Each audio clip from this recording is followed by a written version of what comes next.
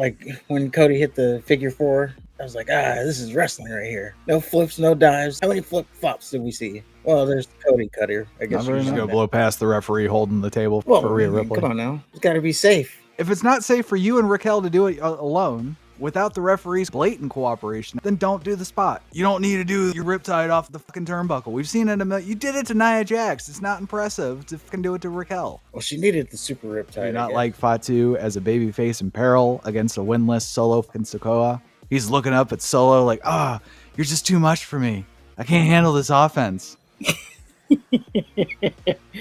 Well, this is the street champion, remember? So, Penta, he's supposed to be out there to save John Cena, who is being attacked. And here comes Penta, his music hits, and he does his little strut thing.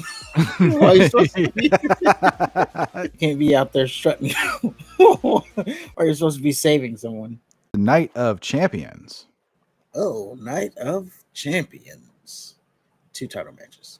Yeah, we're in Riyadh. Walkers are Randy Orton, then Cody Rhodes. We got the King of the Ring finals. Sami Zayn, Karrion Kross, and Scarlett. They have a grudge match. And kudos to Scarlett for looking so smoking in these conditions. She's handicapped and she's still figuring it out. Yeah, good for her. I don't know. That shirt looked a little see-through. You trying to get stoned? What are you doing? Then we have Rhea Ripley and No Definition Rodriguez. They have a street fight. And then Asuka, Jade Cargill. Got the girls tournament finals. And then CM Punk walked alone. So I don't usually watch the walking stuff, but I did this time.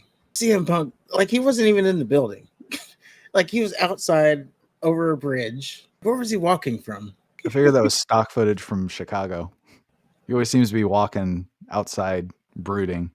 Well, I'm sure it was there, but why would the driver drop him so far away from the building to where he's walking on a bridge? Well, then we get a hype video. It wasn't bad. Just a bunch of headshots, though. And we start off with Randy Orton versus Cody Rhodes. Like, I knew Punk and Cena was going to be the main event, so I was kind of wondering where this would be in the card. I guess it's good that they started it off right out to the bat. But yeah, this is the King of the Ring finals, and starts off like a really good match. And then Orton hits a superplex and fucks up his back, and the tone of the match completely changes. Cody immediately targets the back, he even uses the ring post to torture Orton with it. And every move Orton does just fucks his back up even more. Saudi actually booed Cody. They were Randy Orton fans through and through. And Cody counters a RKO with a crossroads. Orton immediately hits back with an RKO out of nowhere.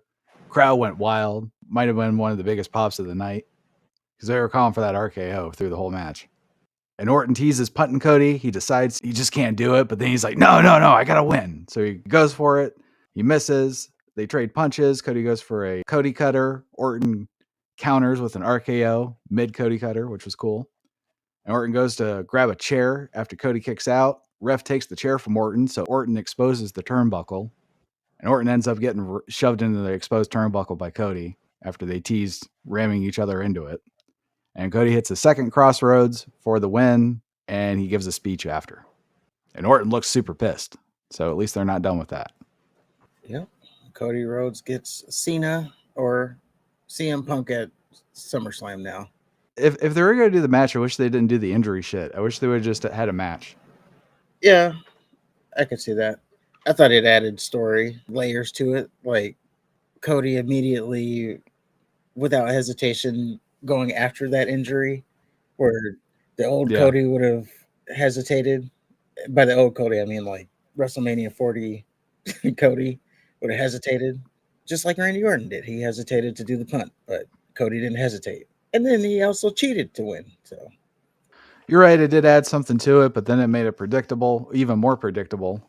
I don't know. This was one of the few matches on the card I was actually looking forward to. The injury shit just kind of tainted it for me. That's fair. I enjoyed it, though. Yeah, I will say it was good. I don't know. Something like when Cody hit the figure four, I was like, this is wrestling right here. No flips, no dives. How many flip flops did we see? Well, there's the Cody cutter. I guess you can count that. But there was selling. There was submissions. There's figure fours. Randy Orton fighting. And Orton's reactions was great. Yeah. Randy fighting out of the figure four. He reversed it. And then they reversed it again, and they had to get to the ropes. They both got the ropes. There was early on, they did the lockup, and then Cody chopped Randy really right in the chest. You can tell Randy was just like, oh shit, this ain't dashing Cody Rhodes anymore. I enjoyed this pay-per-view. This was probably the best pay-per-view of the year for me. That's fair. Well, then we had a Rhea Ripley, No Definition Rodriguez hype video. They're pissed off at each other for some reason. And then No Definition Rodriguez versus Rhea Ripley in a street fight, which Rhea Ripley won somehow. So yeah, it was a Riyadh street fight. Now, as I say street fight, you would expect that they probably fought all over the arena. They went out to the back and they went out to the street because it is a street fight after all. Or it's a modern street fight and they stayed at ringside. And there's going to be option B there. They stayed at ringside. Now, it was a good, entertaining little match, but if it's a street fight, you need to go, fight to the back, fight to the street. We've gone over this. Every time there's a street fight, they never leave ringside, just like the thing that they do now. Now, this didn't help me personally. I had just watched Mick Foley, Cactus Jacks versus Triple H in a street fight. So, they, how hectic and crazy that was. So, this didn't help things. But it was a good match. This is probably the best Raquel looked since she's been on the main roster. She made Rhea Ripley look small. And you know how Rhea Ripley is. So there was a point in the match where Rhea took off her belt and started whipping Raquel with it. And then we had Roxanne Perez. She came out, tried to help Raquel, only to get a trash can put over her head and kicked. By the way, Roxanne, with what she was wearing, probably gained another couple stalkers. So good or bad for her. And then Rhea Ripley wins with a riptide off of the second rope that included a table bridge. So the table was set up between the ropes, and then they were on top of the table. They did the riptide 1, 2, 3. You're just going to blow past the referee holding the table for Rhea Ripley? Come on now. Come on now. It's got to be safe. So yes, I'm going to blow past that. That's some bullshit.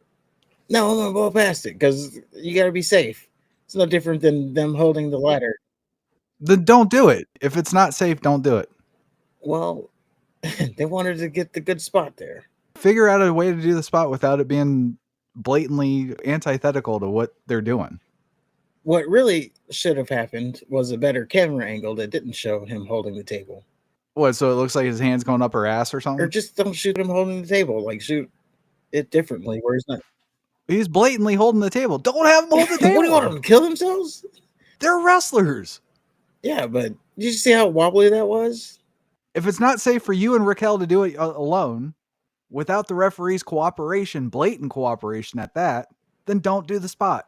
You don't need to do your fucking riptide off the fucking turnbuckle. We've seen it a million. You did it to Nia Jax. It's not impressive to fucking do it to Raquel. Well, she needed the super riptide, I guess. I don't know. She didn't.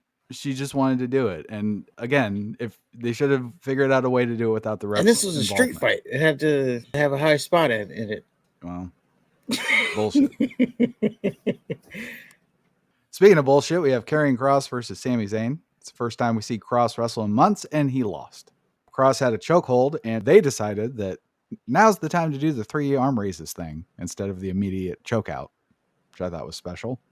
I also thought Kross kind of looked like a twat. It looked like he had the match won, and then he kept doing this like running turnbuckle move, and then he got caught with a hell of a kick out of nowhere.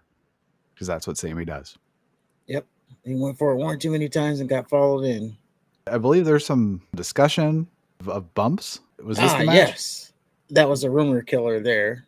So they announced this match like right after Raw. And then oddly enough, a couple days later, we have this thing from Wade Kellerman that said that. Is it just Wade Keller?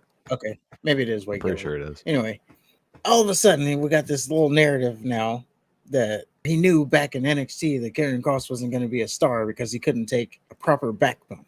And then all these clips started showing up of Karrion Kross avoiding back bumps, allegedly. Now, like you could make a clip of anything, and if you put it together right, it's going to look a certain way. So, everybody was going to be watching this match at this point, and Karrion Kross, I would say, took a lot of back bumps. I mean, you would already know it was a bullshit story because he does those Saito suplexes which includes a back bump. But yeah, this had That's a lot true. of let's watch this under a microscope because Karrion Kross can't take a back bump. But yes, there was a lot of back bumps, so rumor killer there. But it's just funny that this kind of Yeah, I thought. popped up after he gets announced that he's having his first singles match in however long, and it's like, oh yeah, this guy can't take a bump though. Yeah, I thought Sammy got plenty of offense. I just wish he He lost. should have lost. Now, going back to the bump thing, like let's say he couldn't take a back bump, right? What does that have to do with him being a star? Like, if bumps were the barometer of being a star, then JD McDonough would be champion right now. Like, I don't remember anybody talking about Hulk Hogan. He doesn't take bumps right. Ultimate Warrior doesn't take bump right. Yeah, I'm not sure what the issue is. It's not a big deal to me. Just put on a good match, and that's what they did. Well, it just kind of seemed like they were trying to get in front of the whole Karrion Kross thing by saying that he's not getting pushed because of this. Like they put out stories sometimes to make other people look bad so it doesn't look bad on them. Right. After like the R-Truth thing, firing him only to bring him back. It's like, let's get the story out here so we can start to turn people on our side or something. Well, it's interesting though, because didn't they bring did. him back? So why would they bring him back just to kind of stifle him? I don't know. Well, after that, we had a Solo Sikoa Jacob Fatu hype video. Solo brought Fatu in, and Fatu got too big to handle. And Fatu also started realizing he's the only one in the group that was winning, so that probably fucked with his head. And Jeff Cobb arrived, and that further alienated Fatu from Solo, especially when Fatu overheard Solo and Cobb talking shit. Like, all gas, no brains. So Fatu attacked Solo at Money in the Bank, and later they agree to a match for the U.S. title, which leads us to Solo Sikoa versus Jacob Fatu, U.S. title. Solo beat Fatu's ass, which this goes back to what I was saying earlier. I do not like babyface Fatu. I do not like Fatu as a babyface in peril against a winless Solo fucking Sikoa. He's looking up at Solo like, you're just too much for me. I can't handle this offense. Well, this is the street champion, remember? This is not the street champion. This is the guy that fucking never wins. This guy pinned Roman, and he pinned John Cena. Remember he obliterated John Cena in Saudi? Forever and a day ago. And he lost the necklace. He lost War Games. He lost every fucking match he had to Cody Rhodes. He was Cody Rhodes' biggest threat, and he never won a match. Not even a TV match. I don't even think he got the upper hand, like, when they just attack him and knock him out and shit. I don't even think he did that. I'm sure he did. At least that. I don't think so. He's a loser. So yeah, don't like Fatu selling. Solo hit a German suplex and Fatu no-sold it. And then he starts beating Solo's ass until Jeff Cobb came out. And then the ref is distracted and Tonga Loa comes out of nowhere. He returned. He hits, I thought it was a neck breaker. I don't know what the fuck it was. It's like a spinning Something. neck. He hits Fatu with it, but Tonga Loa sucks. So the match continued. And it was funny because they're like, Tonga Loa, that was the fail safe.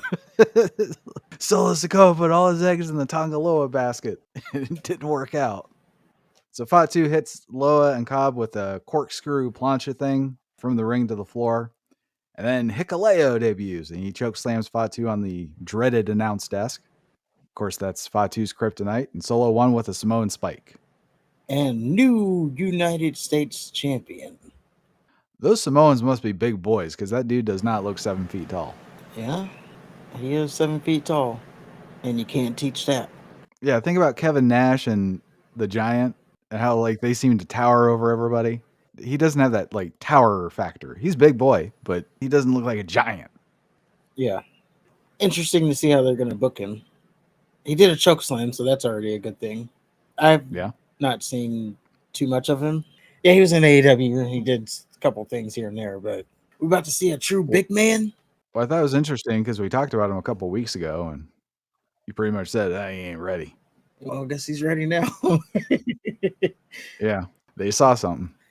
Yeah, he's been wrestling the last few weeks on the pre-show, or not the pre-show, but I don't know what it is, dark matches, because it's not been on television, but, there's been clips of him wrestling before the SmackDown show, so wouldn't say it's a dark match because, well, I guess it is a dark match, just not a house show because they don't do those anymore. So what do you think about the second coming of the Bloodline 2.0? I guess this would be Bloodline 3.0. I don't know. Maybe they can move on from the Bloodline thing at this point. I don't know. I mean, they have Tonga Loa back, so now they're really Yeah, he's dangerous. going to add legitimacy to the group finally. So there's that. It was kind of funny during this match. I was actually feeling bad for them. I'm like, oh man, they brought in Jeff Cobb from fucking Hawaii, and they had Tonga Loa and Tama Tonga come in just specifically for Solo's Bloodline that fucking sucked, and now they're nowhere to be seen, and they're probably gonna get released. But no, sure enough, they came back, or at least Tonga Loa came back. I would imagine Tama Tonga's to follow. Yeah, he's probably close behind. But yeah, we have this Bloodline 3.0. See, the thing here, already the difference. Bloodline 1.0 was the main event. 2.0 was fighting for the main event. And now 3.0 is fighting for a mid-card title. It seems like the next iteration of the story is going to be played over the mid-card. So that's already a downgrade. It kind of was until Roman got involved. It Well, he felt started like. it. No, I mean Solo's Bloodline. Like when Solo had the necklace, it still felt like it was mid card. Well, I'm saying he was feuding, and you just said it. He was feuding with Cody. Yeah, he didn't win. Yeah, Yeah, it I guess wasn't so. believable that he was going to win, but he was feuding with Cody, so they were feuding for the main title. So now this is all going to be played out over the U.S. title. So it's already downgrading this group to a mid card group. So I don't like where that's heading. Because, Jacob Fatu is going to have to chase the title now. And then we got Jimmy Uso is going to be involved. So, yeah, this is the secondary big story is going to be played out over the U.S. title. Now, that being said, maybe it's good that they'll have a story that doesn't revolve around Cena, like a big story that doesn't revolve around Cena. And maybe this is good for the U.S. title. Have an actual proper feud over it instead of, triple threat matches. Yeah, maybe the title's actually going to have a story. Seemingly, it's going to have a story behind it. So there could be positives out of it, but it just already seems like we'll just wait and see. Like you don't see this group going after John Cena. Well, moving on, we have a girls tournament hype video. Okay, not that it matters. I don't remember a hype video for the men's tournament. There wasn't, but they also started the show, and there was 18 minutes of singling. Fair enough. 18 minutes. Then we had Asuka versus Jade Cargill, which Cargill won, and she did a speech. Yes. Surprising to me because I thought Asuka was going to win this, but she didn't. Jade actually cosplayed as Storm. Yeah, I couldn't watch it. Well, I was going to say good for her on that one. A Storm is coming, and then she was actually Storm. Some people would say that this finish was botched because Jade Cargill, she hit the Jaded. She rolled Asuka up for the pin, holding both of her legs, but she kind of overshot it, so it didn't look like Asuka's shoulders were down. But they only showed the one angle of Jade pinning Asuka the way she did. So they didn't show the other angle, which would have proven that Asuka's shoulders were up. So you're assuming that Asuka's shoulders were not down. But you don't know that because they didn't show an angle. Yeah, Jade Cargill won. So she goes on to SummerSlam. She will be facing either Tiffany Stratton or Naomi, as they said, if Naomi happens to cash in before SummerSlam. And there you go. Hopefully Jade wins the title and then goes on a Goldberg level run and never loses for 10 years. Because that's seemingly what's happening. She's never going to lose. I would think that Naomi would fuck Jade. She probably will, or she might. But I'm just saying that's the openness, card subject to change type shit. If Naomi cashes in, then it'll be Jade versus Naomi at SummerSlam. But if not, then it'll be Tiffany versus Jade. They have to leave that loop open. But yeah, it'll probably be Tiffany Stratton and Jade Cargill at SummerSlam. Well, then we get to the Cena Punk hype video, which if you've been paying attention week in and week out, it was the same fucking video that they've been showing. So nothing new there. And then we have CM Punk versus John Cena, undisputed WWE title. And there was lots of back and forth. Punk looked like a sissy because R-Truth whooped Cena's ass, and Punk had a competitive match with him. They were equals. where R-Truth just beat the shit out of Cena twice. Punk gets offense and goes for the GTS. Cena blocked it, and he locks in the STFU. Punk turned the STFU into an Anaconda Vice, and then Cena escaped. He hit the FU, and then Punk gets Cena into the STFU after Cena tries another FU. Cena escapes, then he hits FU number 2, and he goes for FU off the top rope after Punk kicks out. Punk escapes, and he hits Cena with a diving crossbody, but Cena rolls through, lifts Punk on his shoulders, hits FU number 3. Punk kicks out. Cena is understandably pissed off at this point, and he grabs the title belt. He goes to lay Punk out with it, and he decides not to. And Punk hits Cena with the GTS. So then they just trade punches. Cena goes for a shoulder tackle. He takes out the ref. Punk hits a second GTS, but the ref is out, so he can't make the pin. Then Rollins and the group they're too lazy to name come out, and the Bronze put Punk through the announce desk. Rollins calls for a ref because he wants to cash in on Cena. Ref comes running out, and Cena just shoulder tackles the ref. Absolutely depletes him. Oh, yeah. It was great. And he hits Rollins with an FU. So then the Bronze jumps Cena. Penta came out, and he got his ass beat. And Sammy came out, and he took out Breaker with Penta. They double teamed him. Then Cena and Punk joined forces on Reed, and Reed gets FU'd.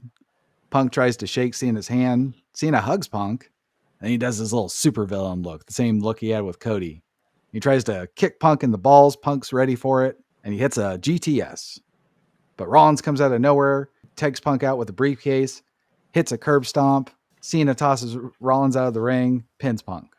And Rollins and his group were super pissed off after that. And Punk slapped hands with the fans on his way out.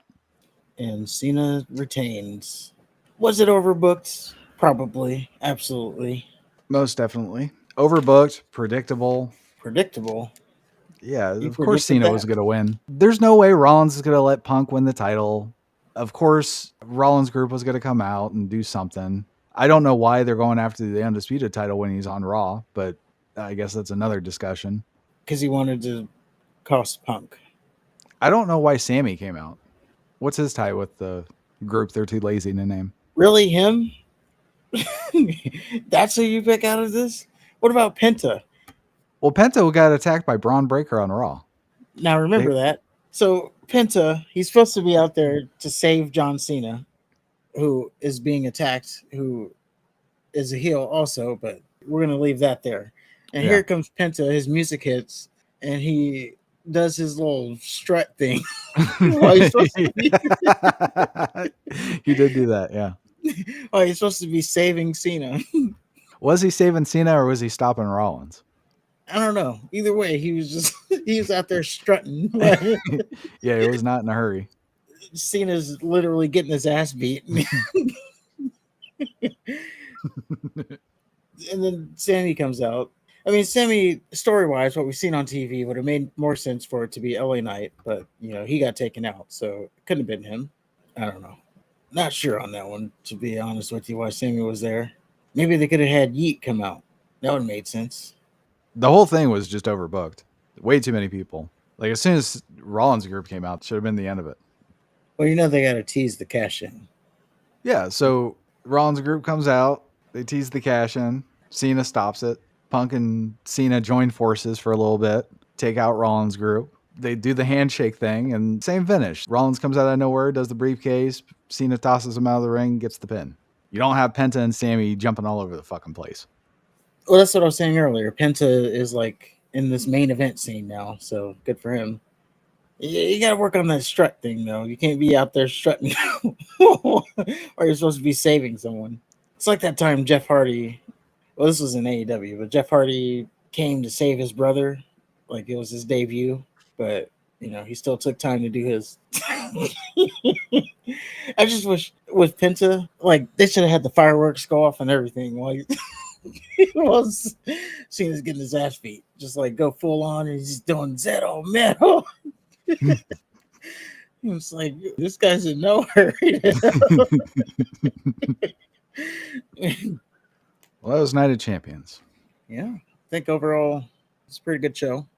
I enjoyed it. There could have been some different winners, like Cross probably should have won. We talked about Fatu. it would further the storyline for him to lose. Right. So that's understandable.